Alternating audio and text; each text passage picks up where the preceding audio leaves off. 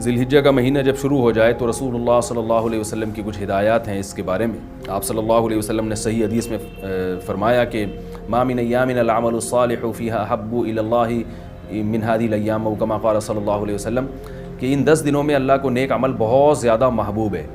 تو یہ جو پہلی تاریخ سے لے کے 10 تاریخ تک کے ایام ہیں، ان میں کوئی بھی نیکی کی جائے، روزہ رکھا جائے، تہجد پڑھی جائے، صدقات و خیرات کیے جائیں، یا کوئی بھی نیکی کا بھلائی کا کام کیا جائے تو اس کا ثواب عام دنوں سے زیادہ ملتا ہے۔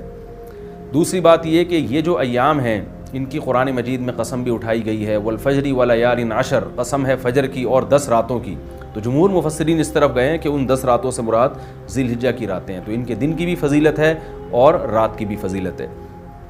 اور رسول اللہ صلی اللہ علیہ وسلم نے ان ایام کے بارے میں فرمایا کہ جس شخص کا ارادہ ہو، صحیح حدیث ہے، جس شخص کا ارادہ ہو قربانی کرنے کا تو اس کو چاہیے کہ ان دنوں میں اپنے ناخن اور بال نہ کاٹے۔ تو بہتر ہے، مستحب ہے، کوئی فرض واجب نہیں ہے، لیکن افضل یہ ہے کہ جس نے قربانی کرنی ہو تو وہ پہلی تاریخ سے لے کر جب تک قربانی نہ کر لے وہ اپنے بال اور ناخن نہ کاٹے، افضل ہے یہ۔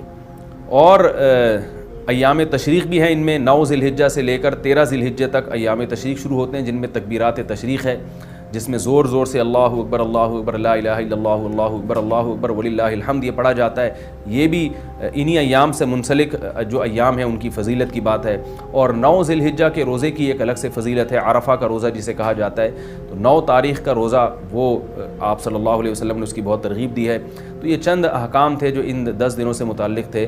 اللہ تعالیٰ سے دعا ہے کہ ہمیں ان ایام کی جو فضیلت ہے ان کو حاصل کرنے کی اللہ تعالیٰ ہمیں توفیق عطا فرمائے۔ وما علینا الا البلاغ۔